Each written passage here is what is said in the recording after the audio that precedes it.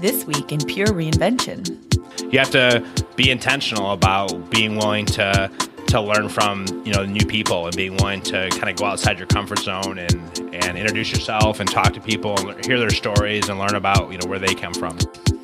Episode 64, Scott Rutterbush, owner and co-founder of Dine Drink Detroit. Engage, disrupt, adapt, repeat. You're listening to Pure Reinvention, the podcast for curious people. Welcome to this episode of Pure Reinvention, where we create space for the unexpected by inspiring a reinvention lifestyle. Misty, this is what I learned. You've got to say yes. You've got to say yes, and you have to bring great dining experiences to Detroit. Well, I think a lot of people don't give Detroit credit for the fabulous dining that exists, and having had a chance to experience some of it, not a lot of it, but having met Scott and what he's walked us through, yeah. Yeah, and I agree. We'll hear Scott give his story about what is the great opportunities and what is the offerings happening in Detroit. But what I like is the diversity of the dining experiences in Detroit. You can have your greasy spoons, you can have your quick diners, you can also have your very elegant 5-star delicious meals. Well, what Scott is doing is a couple of things. One is he's providing consulting services to that industry so that Detroit can be recognized as a top flight destination for dining. But Misty also creates this outstanding event where he's able to connect and bring people together. And I think that what Scott is beginning to build in Detroit is a phenomenal place for people to experience great food. And that's something else that Detroit can hang his hat on and say that it's part of its comeback, its change culture. So Scott has a good story, and I think he learns a lot through his experiences and what he's doing. So we have some interesting stories in this podcast today. Looking forward to talking about it when we're done. This episode of Pure Reinvention is sponsored by the Detroit Experience Factory, where they use interactive experiences and innovative resources to help newcomers and locals alike get more connected to the people, places, and projects in Detroit. Really excited today to have a conversation with Scott Rutterbush from Dine Drink Detroit. Scott, thanks for doing this. Thank you so much for having me. Scott, tell us a little bit about your company and why you decided to put your energy into that. Sure. We started about 3 years ago, and we really saw a movement and effort in Detroit in the food and dining scene that was supportive, collaborative, and just really unique than what I had seen in other cities, even just in Metro Detroit.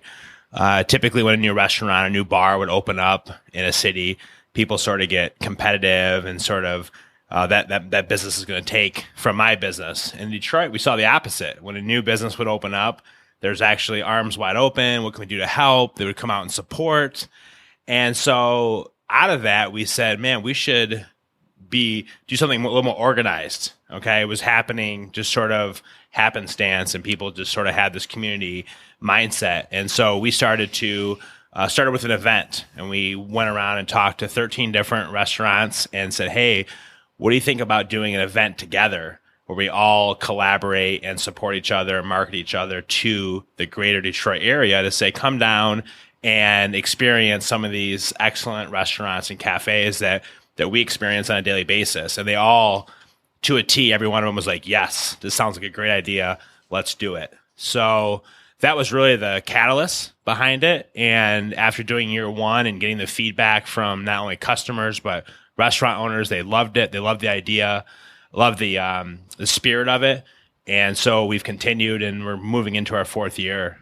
This fall will be our fourth year doing it. And if I understand correctly, you've also then have your own very successful consulting business. Correct. So outside of the event has spawned opportunities. People have reached out to me to come out alongside and do consulting, whether it's hospitality, marketing, training, hiring. There's a lot of different aspects to a restaurant. Mm-hmm. And as an owner, it's difficult to be the jack of all trades and do everything. And so I've been able to come along board a handful of different restaurants and cafes and support them in a number of different aspects to help their business be more successful. And that's just phenomenal the way you've been able to grow that. I want to come back to that. How we've organically discovered this and how we're organically growing it, because I think that's going to be a real key for a lot of people.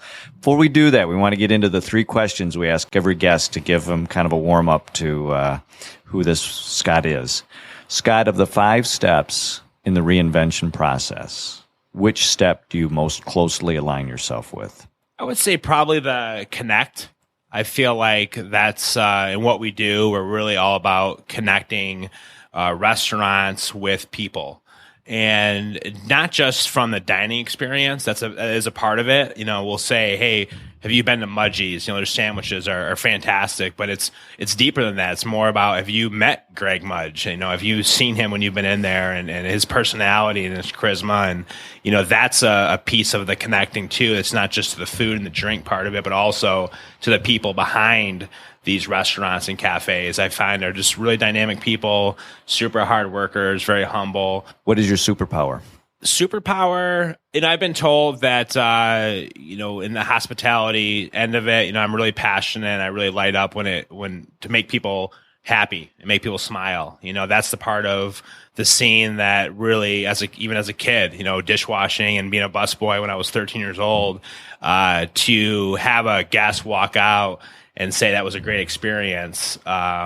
One, made me feel good about what I was doing, but also I learned that I was kind of wired that way, and I didn't really have a ton of training early on other than just the ability to kind of make people smile and go out of my way to try to help give people an amazing experience. So throughout my journey in the hospitality, people have said to me, like, you have that sort of spark, sure, in that business to do that. So that'd probably be my superpower. So even with the spark, you probably find yourselves in situations in which you're a little uncomfortable. So can you describe for us the last time you found yourself in a situation that was maybe outside of your comfort zone? Sure. That happens a lot in consulting, and you're going into new situations all the time.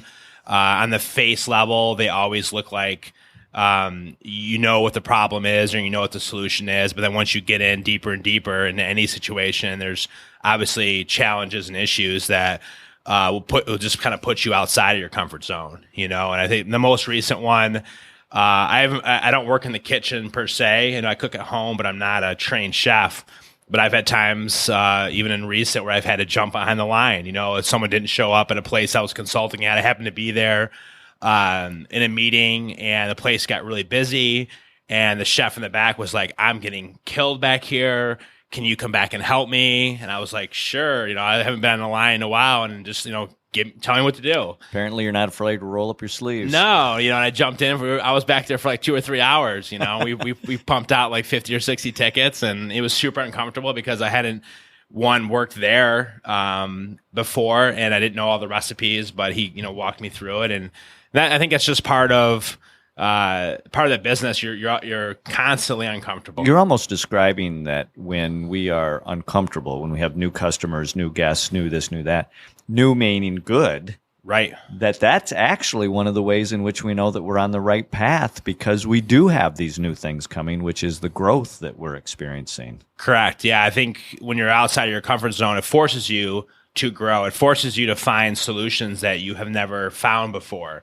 And I always walk away feeling like, I'm better, for this. I'm more seasoned in hospitality and service. You're learning every day. It's not something you ever master. It's like every day you're growing and finding new ways to solve So the problems. Consultant has just taught us that while he is consulting and sharing information, you're also taking information and growing as an individual professional yourself. Absolutely. And you learn from staff, even as a consultant, like I said, you don't have all the answers. And I like to observe, like to watch bartenders, I like to watch servers and see how they interact with guests. And I learn, new tricks and new things that they incorporate into their hospitality, that I'm like, wow, that was really smart how he turned that conversation, how he made that guest go from feeling a little bit uncomfortable to feeling very comfortable. So let's use that as the jumping off point.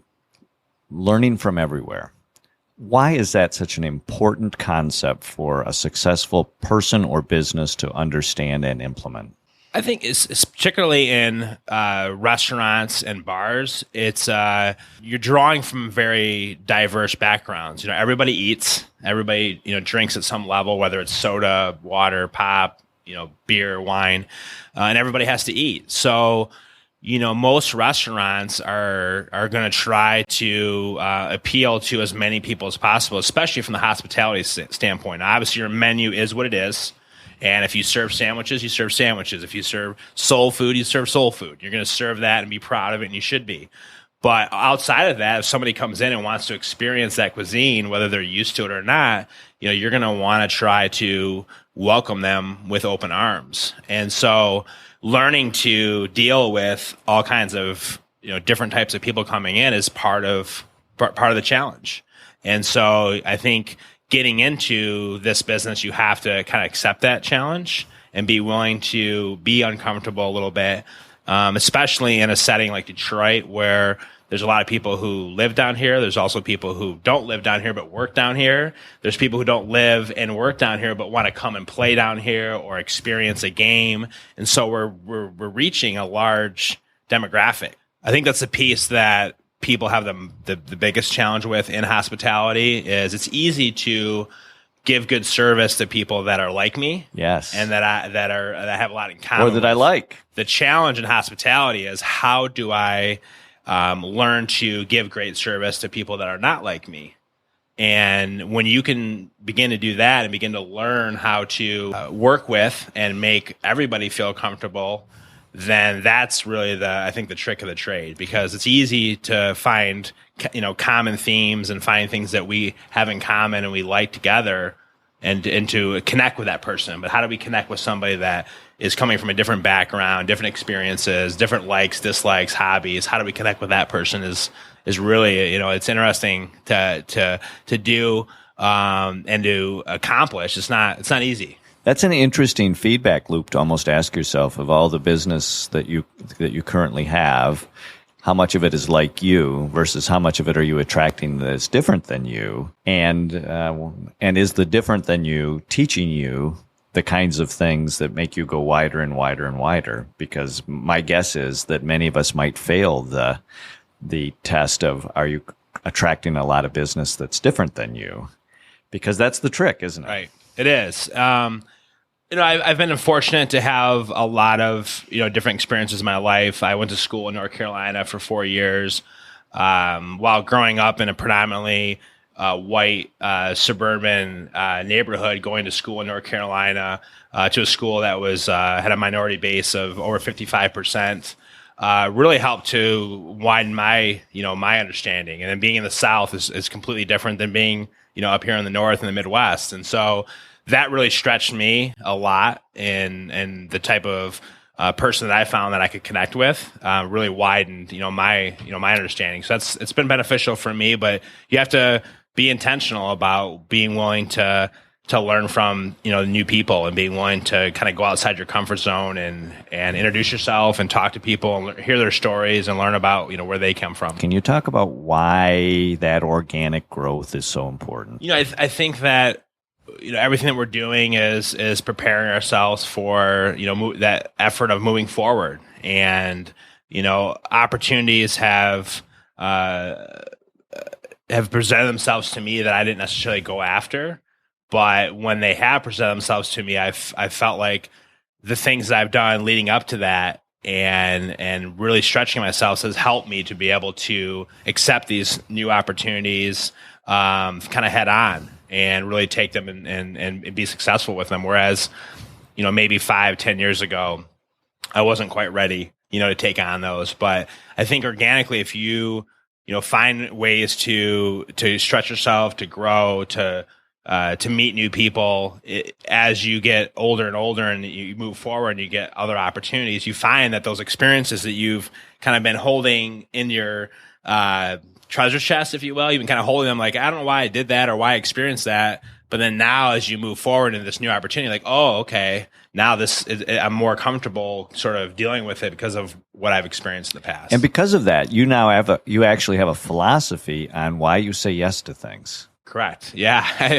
I have a hard time saying no, and that can it could be a bad thing, but from a time management standpoint. But I've learned that if I say yes more than I say no, like I said, it opens me up to doing things that I may not normally do in the past. And I think you have to have an open mind and be willing to try different things. And even today, just coming in here today, and it's interesting to hear from other people and be challenged. Like today, you're challenging me, asking me questions that I probably wouldn't get from the people that I normally interact with. Well, the reinvention process is full of those challenges for everyone. And I think that we sometimes don't understand or don't fully understand the impact that happens when we say yes. And I think that you have been able to really fairly articulate why it's important to start removing no from our vocabulary and starting to replace that with yes.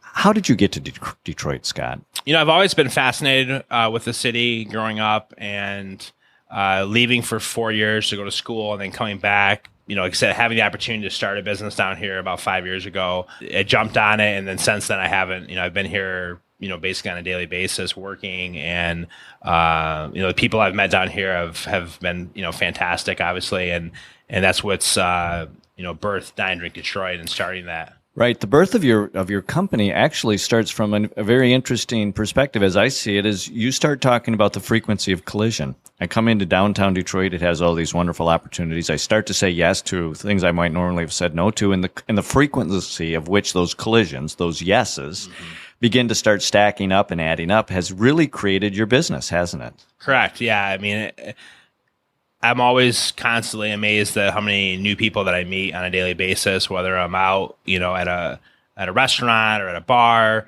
and I'll be talking to somebody that I do know, and they'll say, "Oh, by the way, do you know so-and-so over here at the other end of the bar?" And I'll be like, "No, I don't." "Well, you should meet them." And then they'll make an introduction. And there have been many people who have said that there's nothing on the dining scene going on in Detroit. You have to go to places like New York City in order to get the top shelf experience.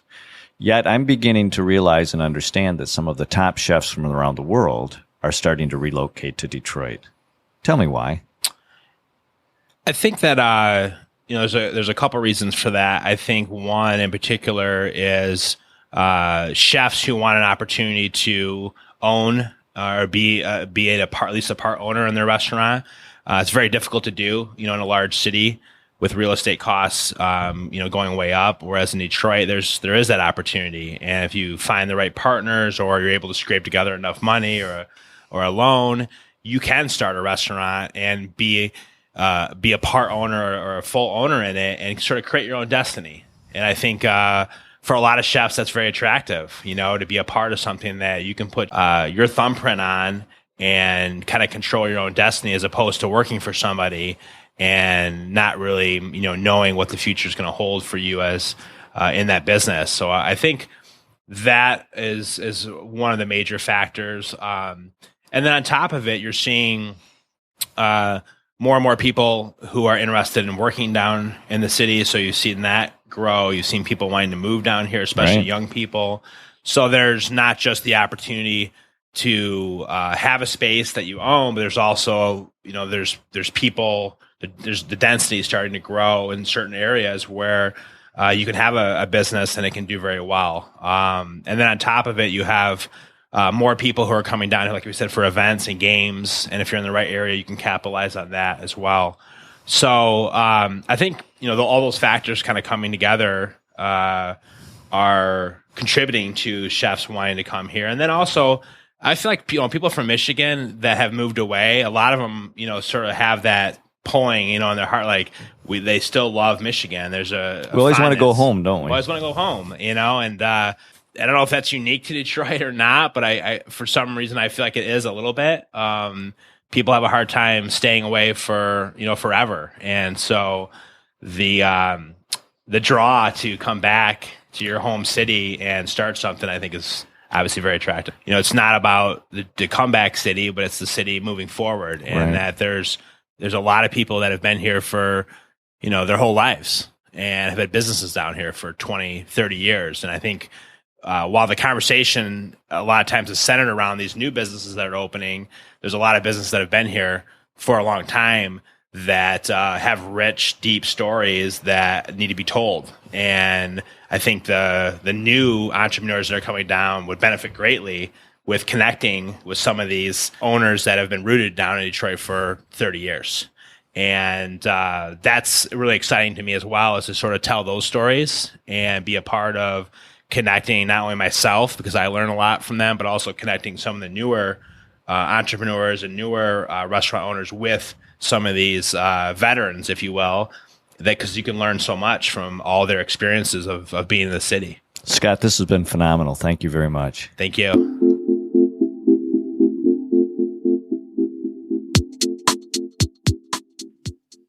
So Scott has a great story, but what I loved what he said about it's not Detroit's comeback. It's about Detroit moving forward. I love that. I know that people are talking about Detroit being the comeback city, but quite honestly, Detroit is going to be a better entity because they're going forward. And Scott is one of the people that is making that happen. He's making it happen in a creative way, though. He's making it happen by connecting with something that everybody loves to do at some point, eat and drink. That's absolutely right. And here's another very interesting thing to think about. No one thinks of Detroit as a place to go for fine dining. If you think about New York City, yes. Detroit, Michigan, not so much. Yet what is happening in establishing a brand new trend, Misty, is Detroit is putting itself on the map as being a destination for fine dining, and has many of the top chefs in the country relocating to Detroit because there's space, there's opportunity, and there's a willing audience. So don't ever think for a minute that just because you've never done it before or you're not known for something does not mean it can't be done. Well, and I've heard just kind of through the grapevine and from other people, so this is very anecdotal, but I've heard that there are a lot of chefs coming here because of that opportunity to be creative and take chances. And there's a great audience here who wants to try new things, wants to have new drink and eating experiences.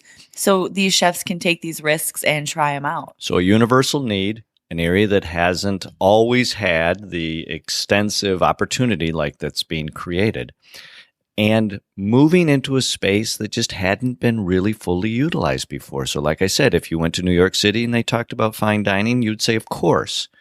But to establish that in Detroit and take something that really hadn't existed and completely grow that to the next level, it's being done because there's space, right? We talked about Detroit having the space, which is absolutely vital to reinvention, and having a key leader like Scott who can bring his expertise in and bring this all together to highlight this energy. So Scott reminded me of something that I think maybe I forget from time to time, and that's to be a really good observer at all levels. He mentioned that he likes to, whenever he goes into consult, he likes to observe and learn from the bar staff, the waitresses, the customers, everyone on maybe a different way to approach a situation. See, that's such a great way to think about connection, because we think about connecting things that aren't there already. And Scott has reminded us to remember to connect things that are there, that we have these key assets. We have these people with these experiences. We have these people with these skill sets.